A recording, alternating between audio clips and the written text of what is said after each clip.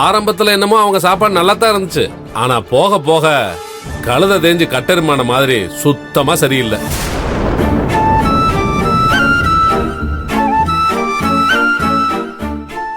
அந்த ஹோட்டல் அந்த மாதிரி எந்த தப்பும் பண்ண மாட்டாங்களே, எங்களுக்கு நல்லா தெரியுமே. ஆமாமா, எனக்கு திருமுருகனை பத்தி நல்லா தெரியும். இதுக்கு முன்னாடி திருமுருகன்ட்ட நல்லா தான் இருந்துச்சு. எப்ப அவர் ஒய்ஃபு கிட்ட நிர்வாகம் மாறிச்சோ அப்பவே சாப்பாடு தர கெட்டு போச்சு. நானும் ரொம்ப நாள் சொல்லி பார்த்தேன், அவங்க சரியா வர மாதிரி தெரியல. அதனாலதான் உங்களை தேடி வந்தேன்.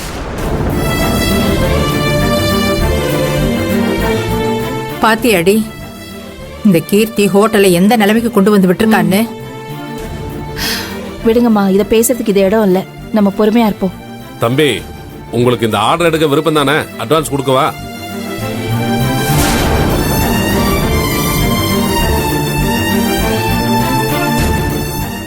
சார், நான் சொல்றேன், தப்பா எடுத்துக்காதீங்க. எங்க அண்ணன் எடுத்து செஞ்ச ஆர்டரை நான் எடுத்து செஞ்சா நல்லா இருக்காது. அது நான் அவருக்கு செய்யற துரோகம் மாதிரி ஆயிரும். என்னப்பா சொல்ற? நீ ஒன்னும் அவங்க ஆர்டரை அடிச்சு ஏமாத்தி போடுங்களையே. அவங்க சாப்பாடு நல்லா இல்ல, அதனால கேன்சல் பண்ணிட்டு நானும் உங்கள்கிட்ட வந்திருக்கேன். சார், நீங்க என்னதான் சொன்னாலும் என்னால இந்த ஆர்டர் எடுத்துக்க முடியாது.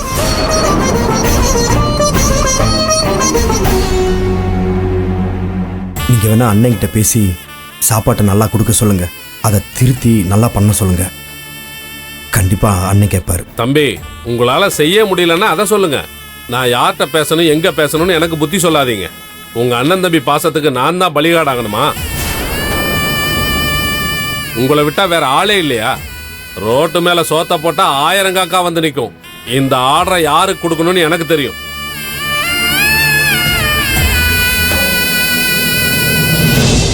வேலு, அவர்கிட்ட நீங்க கொஞ்சம் பொறுமையா சொல்லிருக்கலாம்.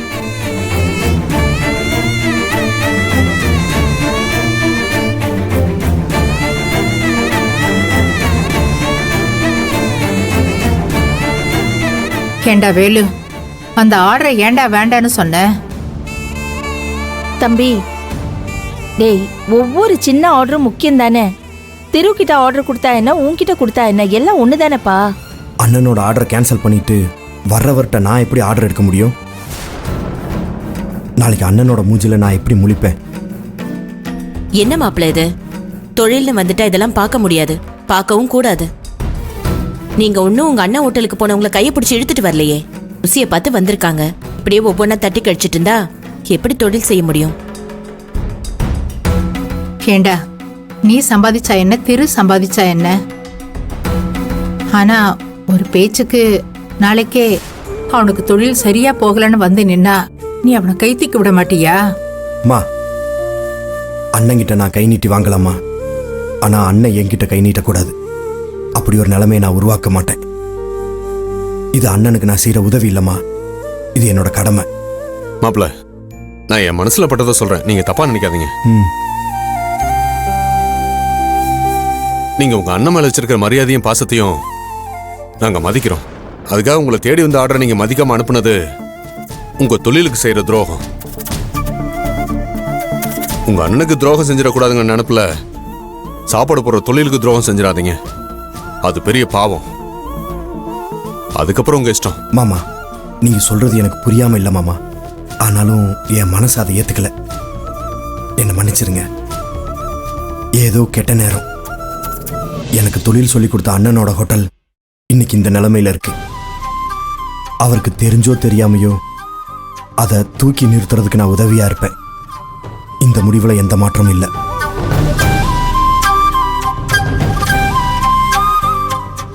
மாப்பிள்ள, இங்க பாருங்க. மா, போதும். வேலு யாரையுமே ஏமாத்தல. இந்த சமையல் ஆர்டருக்காக மன நிம்மதியை இழக்க முடியாது. இந்த ஆர்டர் போனாலும் பரவாயில்ல, வேற ஒண்ணு வரும். மனசுக்கு எது சரின்னு படுதோ வேலு அதுவே செய்யட்டும். அத பத்தி இங்க யாரும் பேச வேண்டாம்.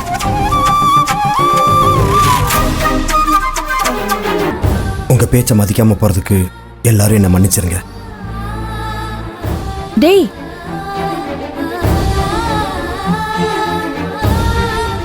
பாத்தியாடி, இப்படி அண்ணனுக்கு ஒன்னதும் இவேலுவால தாங்கிக்க முடியல. இதை எப்பதான் திரு புரிஞ்சுக்க போறானோ தெரியல. மா, 2 பேரும் தனித்தனியா இருக்காங்களே தவிர ஒருத்தருக்கு ஒருத்தர் நல்லா இருக்கணும்னு தான் நினைக்கிறாங்க. இத பாக்குறப்போ என் மனசுக்கு நிம்மதியா இருக்குமா. ஆமாத்த, நீங்க வேணும்னா பாருங்க, கூடி சீக்கிரமே நம்ம குடும்பம் ஒண்ணு சேரும். அந்த நம்பிக்கை எனக்கு நிறைய இருக்கு.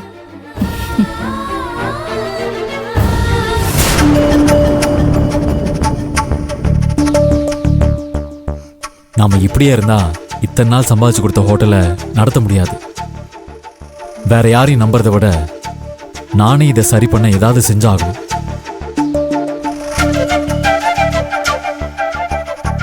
வணக்கம்ண்ணே. என்ன மாஸ்டர்? சாரிண்ணே, அன்னைக்கு கொஞ்சம் பணம் தேவை, அதனால தான் கொஞ்சம் கோவமா பேசிட்டேன். அதெல்லாம் ஒன்றும் இல்லை மாஸ்டர், தப்பு என் மேலேயும் தானே இருக்கு. நானும் உங்களை சரியாக கவனிச்சிருக்கணும், கவனிக்காம விட்டது ஏன் தப்பு தானே. சரி, நீங்க இங்கே இருக்கிறதா இருந்தாலும் சரி, சாயந்தரம் போகும்போது சொல்லுங்க, கொஞ்சம் பணம் தரேன். சரிண்ணே. சரி, எல்லாரையும் கொஞ்சம் இங்கே வர சொல்லுங்க. ம். மாஸ்டர் 2 பேரும் வாங்க. எப்பயும் வந்த? அண்ணன் கூப்பிடுறாரு, என்னன்னு கேளுங்க. போங்க. விஷயம் தெரியல, போங்க போங்க மாஸ்டர்.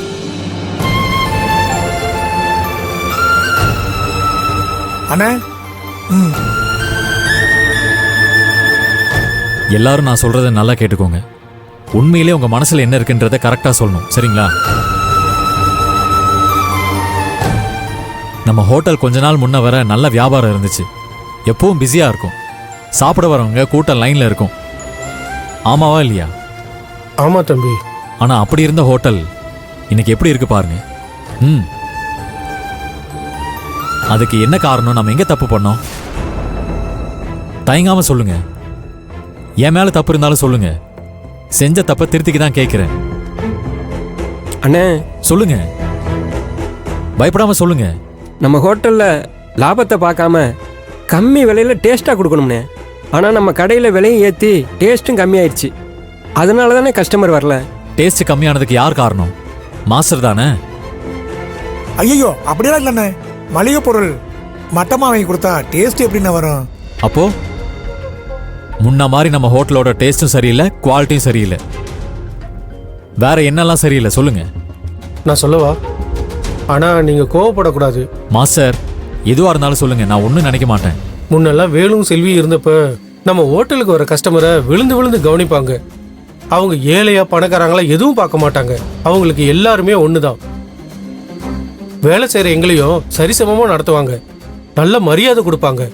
அதனாலேயே சாப்பிட வர்றவங்க ஆசையா வந்து சாப்பிட்டுட்டு போவாங்க. கூட்டம் எப்பவும் நிரம்பி வழியும். ஆனா எப்போ கீர்த்தி மனமும் அவங்க அம்மாவும் ஹோட்டலை பார்த்துக்க ஆரம்பிச்சாங்களோ அப்பவே எல்லாம் தலைகீழ மாறி போயிடுச்சு. நான் குறை சொல்லணும்னு சொல்லல, உங்களுக்கே தெரியும்.